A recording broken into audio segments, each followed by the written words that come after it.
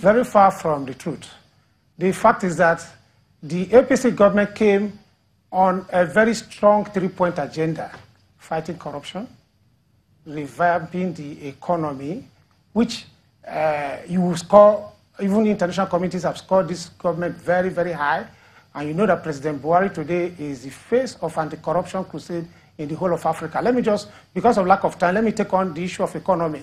Whether or not you agree, we have never had it so good for a country that went into recession as a result of so many factors obvious to many Nigerians that I would not want to go into here. And for that country to be able to exit recession within a very short period because of the economic ingenuity of the ruling party. Today, just within this week, I'm sure you are aware, Shehu, that the Nigerian Stock Exchange said that 22 Nigerian companies have declared a dividend of 246 billion. These companies are Nigerian companies. Among them, you have Dangote, you have Nestle, Nigerian Breweries, Vitafoam, and so many others. And the shareholders of these companies are Nigerians. They are smiling home. So any person saying Nigerian economy is not bound, the question is, Mr. Braimoh, this evening for millions of Nigerians watching you right now, are you saying that the kind of trust that millions of Nigerians had in your party is the same and going forward in 2019? Is that confidence is there? The confidence is there because, like I said earlier on, we have done so well in the area of fighting corruption. This country has not just in the area of fighting corruption.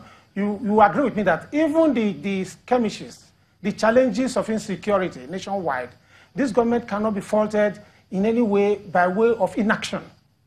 The recent events are pointers to that. And the way and manner this government is going about addressing the security challenges all over are issues of that people take seriously. The security challenges are worldwide, not peculiar to Nigeria. And this government has not been found wanting in that area. All right, I mean, the truth is, the big question of confronting politicians today, and the question that a lot of them will like to ask themselves, if I go to the poll today, what would be the result? If the APC and the PDP, for example, go to the polls today, with the efforts that the PDP is making in rebranding, they've come to a realization that they have made mistakes in the past. Do you think that your party can stand shoulder to shoulder with the PDP at the polls if elections are conducted this evening? If election is conducted today, it is going to be APC versus APC. As far as I'm concerned, I do not see PDP as an opposition party because besides its fragmentation, the substance of PDP have all gone. If professors like Jerry Ghana and Odeniran could leave that party en masse with their supporters on grounds of irreconcilable differences, I do not see the kind of repentance that the fragments of that party will have to form an opposition to an APC. So if APC is going to face the electorate today, the APC has what it promised to show and what it has done. And I can show you that it's more on ground. There's quite a lot to show Nigerians, and I know Nigerians are aware.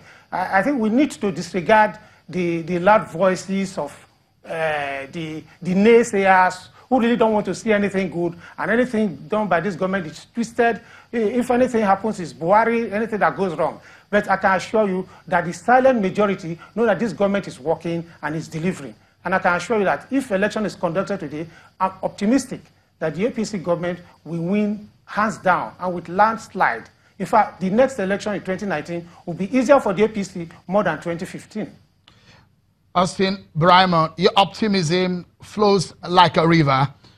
We wish you and your party and your group the best in the coming days. We take a moment on the program. So we take on the other side of the conversation tonight. We'll balance this side and hear from the PDP. Are they really remorseful in their apologies to Nigerians? We ask for the question on the plan of the PDP in their resetting agenda. That's next on the program. Join us again.